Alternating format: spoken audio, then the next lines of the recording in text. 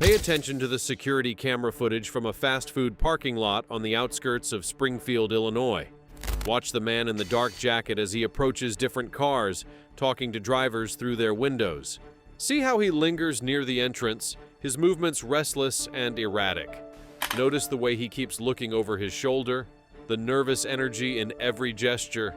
In just a few hours, this same man would walk into a quiet farmhouse and commit an act of unspeakable violence against a woman who'd never done anything to deserve it. A woman who should have been safe in her own home. What you're watching right now is the beginning of a nightmare that would take 15 years to solve. You know that feeling when you drive past old farmhouses at night and see the warm glow of lights in the windows? There's something comforting about it, isn't it? Like knowing that somewhere out there, people are safe and settled in for the evening. For 72-year-old Margaret Sullivan, her farmhouse on the edge of Springfield, Illinois was exactly that kind of place. A sanctuary, a home she'd lived in for over 30 years. Margaret wasn't the type to make headlines. She was a retired schoolteacher who spent her days tending to her garden, reading mystery novels, and waiting for visits from her son. Her neighbors described her as kind but private, the sort of woman who'd wave from her porch but didn't need much company. She liked her solitude. She'd earned it. On the evening of August 15, 2003, Margaret was doing what she did most nights. She'd had dinner, watched some television, and was probably settling in with one of those mystery novels she loved so much. The irony of that detail would haunt investigators later. Here was a woman who spent her evenings reading about fictional crimes, never imagining that real horror was about to walk through her door. Just a few miles away, her son David Mitchell lived in a small trailer on a piece of property he rented. David was 43, worked construction when he could find it, and checked on his mother regularly. He was a good son in that way. Not perfect maybe, but devoted. That night he'd decided to grab a late dinner at a burger joint off Route 29. Nothing fancy, just somewhere to get food and maybe kill some time before heading home. But that simple decision, that choice to stop for a burger that night, would set off a chain of events that nobody could have predicted. The restaurant David pulled into around 10:30 p.m. was one of those brightly lit fast food places that stays open late, catering mostly to truckers and night shift workers. The parking lot was half empty. David ordered his food, ate quickly, and was about to leave when he noticed a man standing near the entrance. The guy looked rough, really rough. His clothes were disheveled, his eyes had that glassy, unfocused look that David had seen before on people who were high or drunk or both. The man approached David's truck as he was getting in. "Hey man, can you give me a ride?" David hesitated. He wasn't the type to pick up strangers, but something about the man's desperation made him pause. Maybe it was that small-town instinct to help people. Maybe he just felt sorry for him. Whatever the reason, David unlocked the passenger door. "Where are you headed?" "Just up the road. Not far." The man climbed in, and immediately David knew he'd made a mistake. The smell hit him first, a mix of body odor and something chemical. The man was twitchy, couldn't sit still, kept rubbing his hands on his jeans. They'd barely pulled out of the parking lot when the stranger started making demands. "Take me to the next town over." "I told you I'm not going that far." "You're gonna take me where I need to go." The tone had shifted. What started as a request had become an order. David's hands tightened on the steering wheel. He pulled over on a side road, tried to keep his voice calm. "Look, this is as far as I go. You need to get out." What happened next came fast. The stranger lunged at him with something sharp, a screwdriver he'd been hiding in his jacket. David felt the metal tear into his arm as he tried to block the attack. They struggled in the cramped cab of the truck, David fighting to get the door open while the man kept stabbing at him. Somehow, David managed to shove him back, threw open his door, and stumbled out onto the gravel. He ran, didn't look back, just ran until he found a house with lights on and pounded on the door. The people inside took one look at his bleeding arm and called 911.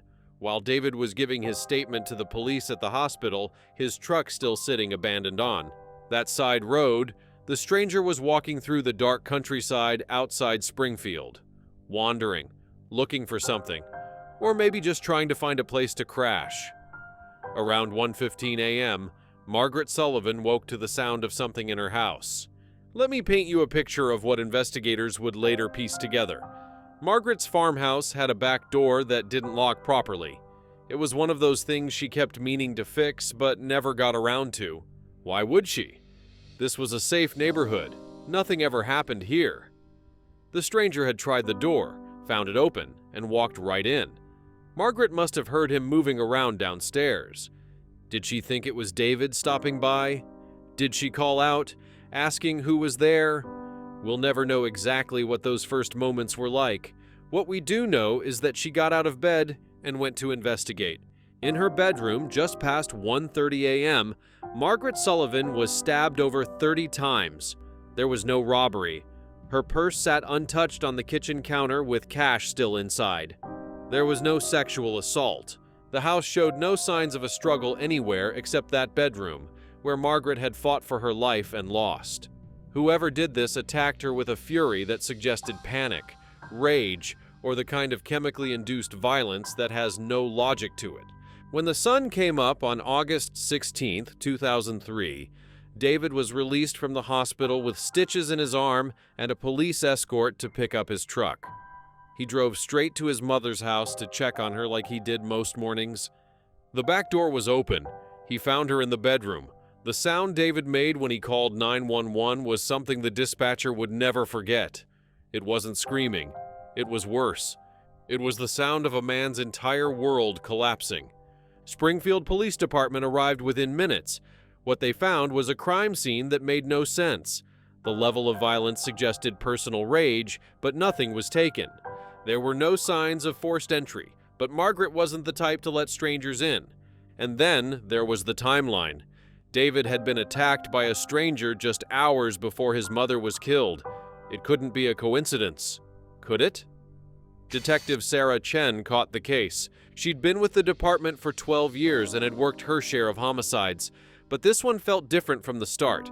The randomness of it, the brutality, and the fact that they had a living witness who'd encountered someone violent that same night. The first thing Chen did was go back to that restaurant where David had picked up the stranger. She pulled the security footage and interviewed every employee who'd been working that shift.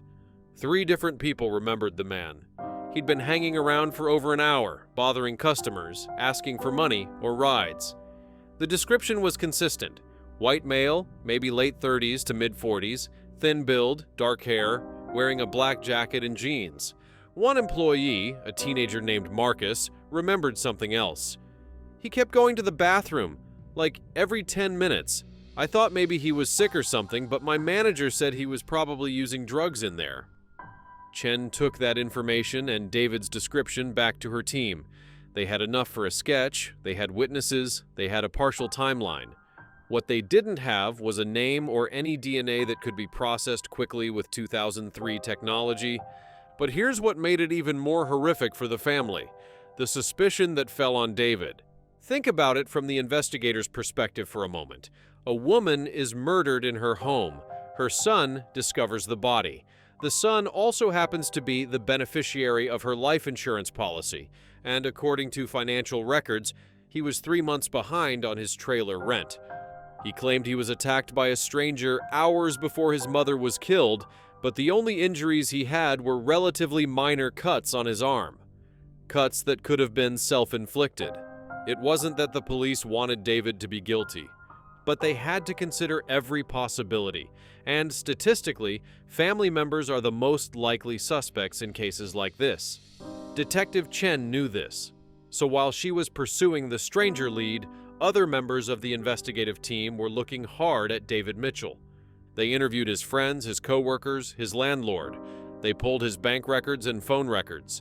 They asked him to take a polygraph test, which he did without hesitation. They swabbed him for DNA and examined his clothes and his truck. For David, those first few months after his mother's death were a special kind of hell. He wasn't just grieving, he was defending himself. Some of his extended family members started to wonder, started to whisper. If the police were investigating him this thoroughly, maybe there was something to it. His Aunt Karen, Margaret's younger sister, was particularly vocal. "I don't want to believe it," she told investigators, "but the whole story sounds so convenient. A random stranger on the same night? The community of Springfield was divided. Some people remembered David as the kid who'd mowed lawns and helped neighbors. Others pointed out that he'd had some trouble in his 20s, nothing major, but enough to show he wasn't perfect. The local newspaper ran stories with headlines like, "Farmhouse murder suspect still unknown," that made it sound like David was being protected somehow. He couldn't escape it. Everywhere he went, people stared. Some crossed the street to avoid him.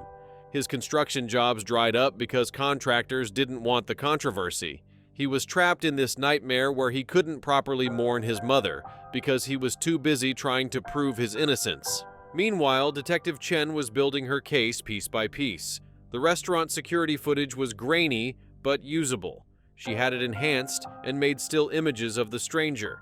Those images were distributed to every police department in Illinois and the surrounding states.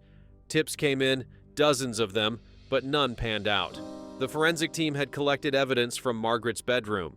Blood samples, skin cells under her fingernails where she'd fought back, unknown fingerprints on the back door frame. In 2003, DNA analysis was available, but not as sophisticated as it would become. The samples were processed, entered into the state database, and came back with no matches. Chen also went back to David's story and verified every detail she could. The hospital records confirmed his injuries and the time he arrived. The witness statements from the restaurant confirmed his description of the stranger. The timeline worked. David's truck had been exactly where he said it would be, and forensic analysis of the truck showed evidence of a struggle, including the screwdriver that had been left behind by the attacker. Most importantly, the DNA evidence told a clear story. David's DNA was all over the house, which made sense since he visited regularly. But the DNA found under Margaret's fingernails and on the bedroom floor didn't match David or anyone else in the family. It belonged to someone else entirely. 6 months into the investigation, Chen presented her findings to the district attorney. David Mitchell was officially cleared as a suspect. The DA's office released a public statement. David Mitchell is not a suspect in his mother's death and never should have been considered one. We apologize for any distress this investigation has caused him. But the damage was done. David's reputation in Springfield was shattered. Some family members who doubted him felt guilty but didn't know how to make amends. Aunt Karen wrote him a letter apologizing, but David never responded. How could he? His mother was dead, and the people who should have supported him had turned their backs. The case went cold, not because the police gave up, but because they'd hit a wall. They had DNA, but it didn't match anyone in the database. They had descriptions and sketches, but no name. The stranger had vanished as randomly as he'd appeared, leaving behind only questions and one destroyed family. Detective Chen kept the case file on her desk for years. Every few months, she'd pull it out, review the evidence, check for new leads. Nothing. The DNA sat in storage, waiting for technology to catch up or for the stranger to commit another crime and get caught. In 2007, David Mitchell moved away from Springfield. He couldn't stay there anymore, not with the memories and the whispers. He changed his phone number and cut ties with most of his family. Margaret's farmhouse was sold at auction. Aunt Karen died in 2010, taking her guilt with her. It seemed like Margaret Sullivan's murder would remain unsolved forever. But here's the thing about DNA evidence. It doesn't go away. It waits. In March 2018, 15 years after Margaret's murder, something changed. The Springfield Police Department decided to review all their cold cases and submit DNA evidence to CODIS, the national DNA database that had grown significantly since 2003. It was part of a statewide initiative to solve old cases using newer technology and the expanded database. Detective Chen had retired by then, but the new cold case unit coordinator, Detective Marcus Webb, took on Margaret's case. He personally drove the DNA samples to the state lab and requested priority processing. 2 months later, in May 2018, the lab called with news. They had a match. The DNA found in Margaret Sullivan's bedroom belonged to a 56-year-old man named Robert Allen Crawford. He was living in Bloomington, Indiana, about 3 hours from Springfield, and he had a record. Crawford's criminal history read like a blueprint for that night in August 2003.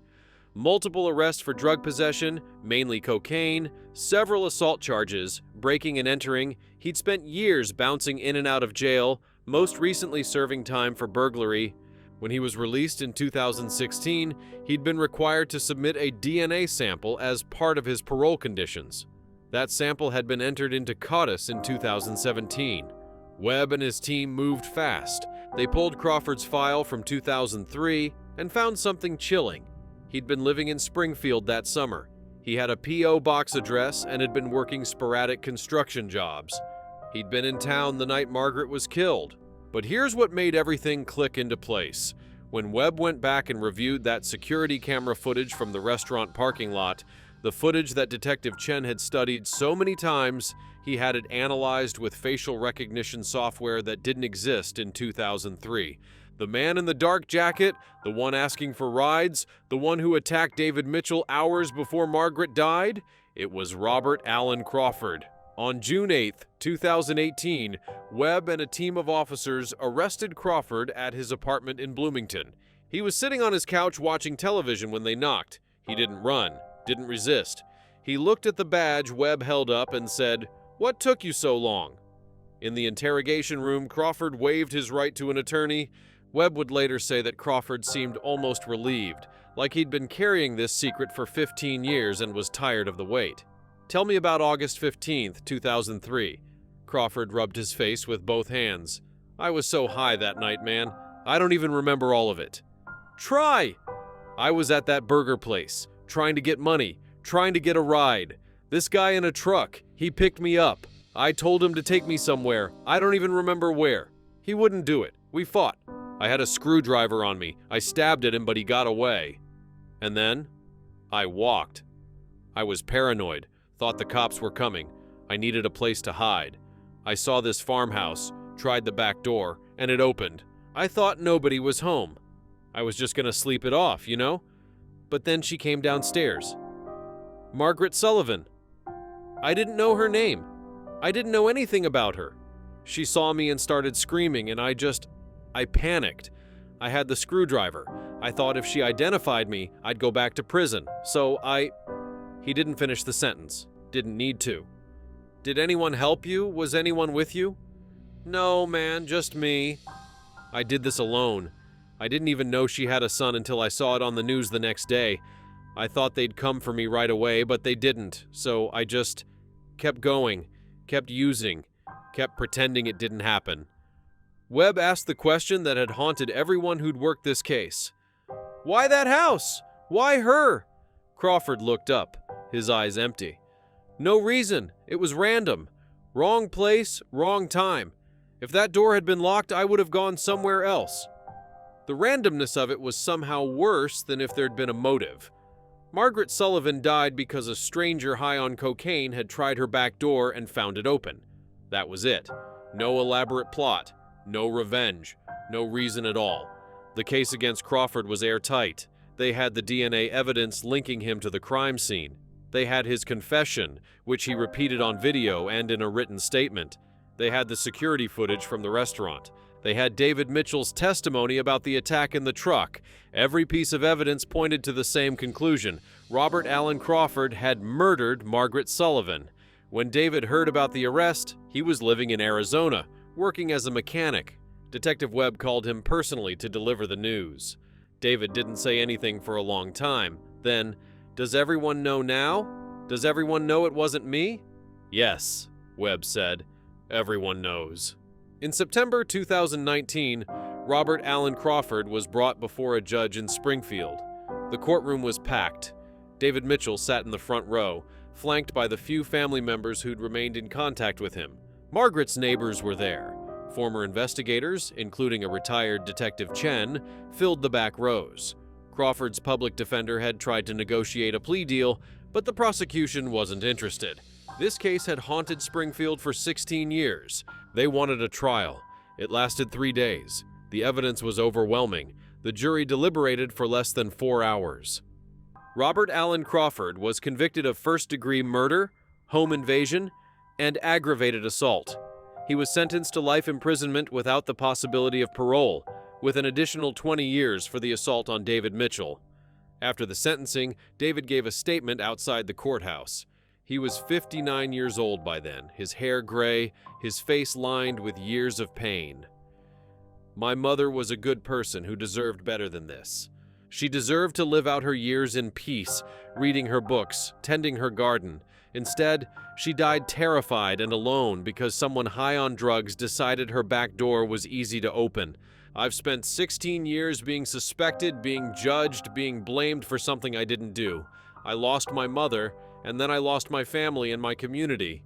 I hope this conviction brings some kind of closure, but honestly, I don't think closure exists for something like this. You just learn to carry it differently."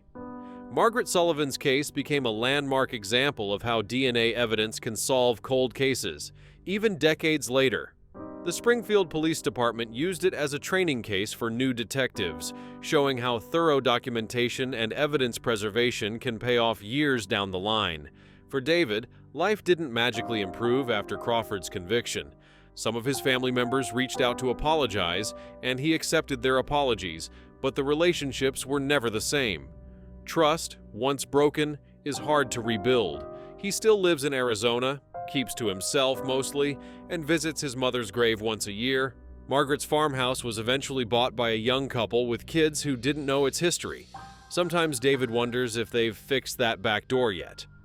In memory of Margaret Sullivan, a retired schoolteacher who loved mystery novels and quiet evenings, whose life was taken by senseless violence. May her story remind us that behind every cold case is a person who mattered, a family that still grieves, and a community that never forgets.